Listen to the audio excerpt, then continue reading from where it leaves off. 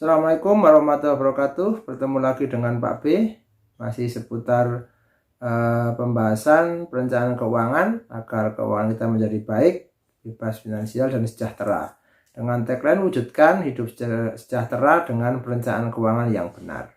Oke, kali ini Pak B akan sharing tentang cara menabung yang efektif buat milenial atau buat siapapun ya yang ingin menabung. Oke, tapi jangan lupa tonton video ini sampai selesai biar nggak gagal paham, serap ilmunya, bantu like, subscribe dan komen agar channel ini berkembang dan Pak B semakin semangat dalam memberikan atau mengisi konten-konten yang positif,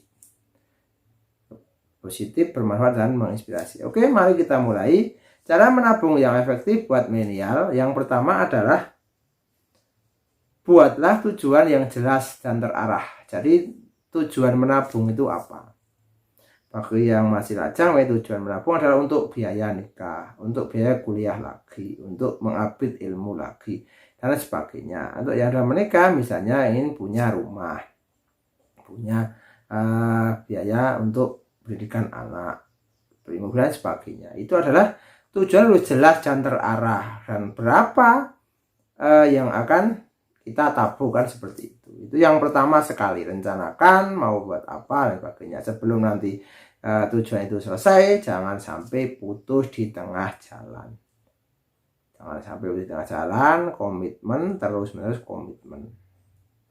Yang kedua adalah tentukan nominalnya. Nah, itu juga penting. Setelah tujuannya ada, mau buat apa, nominalnya berapa.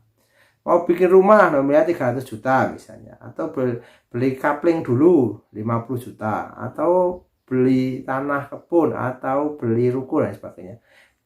Nominalnya berapa? Biar tahu nanti berapa yang dibutuhkan. Jadi biar tahu, misalnya 100 juta dalam tempuh waktu 5 tahun. Berarti kan 1 tahunnya kan harus mengumpulkan 60 juta. 1 bulannya 5 juta. Kan seperti itu. Biar nanti petanya jelas. Jadi seperti itu, nominalnya berapa, terus bagaimana cara mendapatkan, seperti itu. Yang ketiga, target tabungan yang tepat. Baik mau tabungan itu, tabungan kan macam-macam. Tabungan uang. Tabungan uang itu ya hanya nabung di sebuah bank konvensional atau di bank BPR atau apa, tabung tiap bulan, tabung terus sampai tercapai, atau nabung emas. Nanti mau berapa dikonversi menjadi berapa gram dan dicapai berapa tahun, kan seperti itu. Atau mau menabung dalam bentuk apa, misalnya beli kecil-kecil dalam bentuk tabungan, misalnya kambing misalnya, kan juga bisa juga, itu namanya juga tabungan ya. Tapi tabungan di sini yang sekarang adalah tabungan konvensional dan tabungan emasan begitu. Kalau yang tadi itu tidak familiar di telinga kita. Yang keempat, lunasi semua tagihan hutang atau semua tagihan hutang segera lunasi. Jangan sampai menabung tapi tetap berhutang. Karena apa? Kalau perbandingkan bunga hutang dengan bunga tabungan itu jaraknya sangat jauh. Bunga tabungan misalnya hanya 4% per tahun misalnya, itu masih dipotong pajak penghasilan dan juga masih dipotong di administrasi bank. Sementara untuk hutang kan berapa persen per tahunnya, kan seperti itu. Itu ya. Jadi jangan lunasi hutang-hutang dulu, semua lunasi. Prioritas pertama adalah hutang, apalagi hutang yang bunganya besar.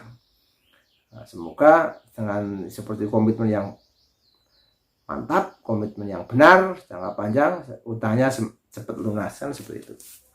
Terus yang kelima adalah tabungan dalam bentuk emas. Seperti tadi Pak katakan tadi, menabung dalam bentuk emas. Karena nabung dalam bentuk emas itu zero inflasi dan akan mengikuti nominalnya, itu mengikuti pergerakan nilai rupiah.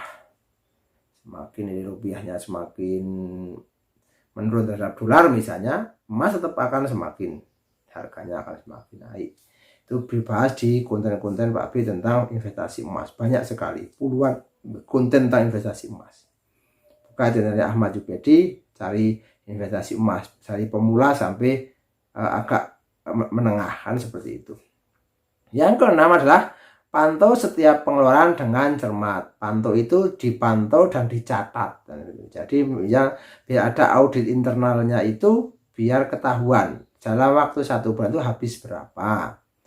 Nanti sisa atau enggak, kalau sisa berapa, kalau kurang berapa, penyebabnya apa. Kesimpulannya adalah penyebabnya apa. Misalnya ditargetkan harus sisa 10%, ternyata enggak sisa. Berarti 10% itu kan bocornya di mana. Bisa jalan-jalan yang enggak terencana, atau bisa ada kejadian yang tidak terduga dan sebagainya. Itu kan ada jelas kesimpulannya tiap bulan. Untuk apa? Untuk rekod atau untuk bulan depannya. Sehingga kalau ini bocor berarti bulan depannya jangan sampai bocor seperti itu.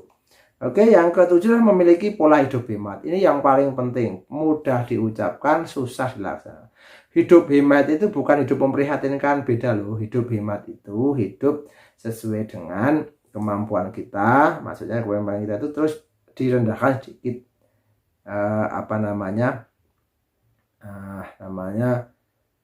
kehidupan kita. Contoh misalnya hidup hemat itu misalnya kita tuh sebenarnya mampu, tapi karena mau berhidup hemat jadi tidak, atau menunda, misalnya beli pakaian, beli apa, kan pakaian di rumah masih banyak, masih bagus-bagus, nggak usah beli walaupun kita mampu dan punya uang. Itu namanya hidup hemat. Mendingan uang yang harusnya diberikan untuk pakaian itu atau fashion itu digunakan untuk menambah dana tabungan atau investasi. Kedepannya akan menjadi lebih banyak, karena tadi yang harusnya untuk beli macam-macam pakaian itu digunakan untuk menambah investasi. Hasilnya akan sangat luar biasa. Oke, yang ke-8 adalah cerdas dalam berbelanja. Cerdas berbelanja itu satu, misalnya cari yang diskon, cari barang substitusi. Makanya kalau ini nggak ada, yang ini ada, nggak ada, sama-sama kualitasnya, harganya cari yang lebih murah. Atau beli langsung banyak biar dapat potongan. Dan lain sebagainya. Itu adalah cerdas dalam berbelanja. Ini ibu-ibu harus seperti itu. Dan kalau misalnya mau berbelanja, catat dulu yang mau dibelanjakan itu apa saja, harus dicatat. Kalau tidak dicatat nanti akan bocor sana sini. Niatnya hanya beli satu keranjang itu berisi 10 macam, enggak dicatat bisa sampai 15 macam. Sehingga budgetnya tadinya 1 juta mungkin bisa sampai melebihi budget itu, sehingga mengurangi pos-pos yang lain dan mengganggu perjalanan pos-pos yang lain selama 1 bulan. Itu penting, cerdas dalam berbelanja.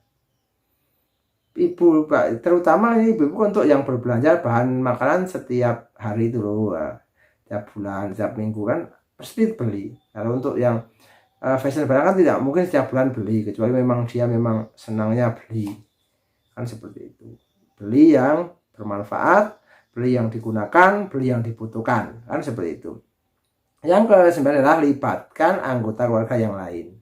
Jadi untuk menabung itu libatkan anggota yang lain, sehingga apa? Sehingga saling mensupport, misalnya anak, istri, suami, semuanya menabung gitu kan. Nanti kan akan saling kompetisi dalam hal kebaikan, sehingga akan semangat dalam melakukan atau menjalankan menabung ini. Jadi nanti tadi cerdas dalam berbelanja, nanti sisanya digunakan untuk nabung. Pola hidup hematnya itu sisanya uang yang tidak digunakan untuk menambah tabungan atau investasi tadi. Terus pantau setiap pengeluaran, sehingga apa, benar-benar hemat dan harus sisa, karena akan digunakan untuk menambah satu di tabungan. Lunasi semua utang, udah ada utang kan berarti sisa. Nah, sisanya digunakan untuk nabung. Itulah tentang cara menabung yang efektif buat milenial.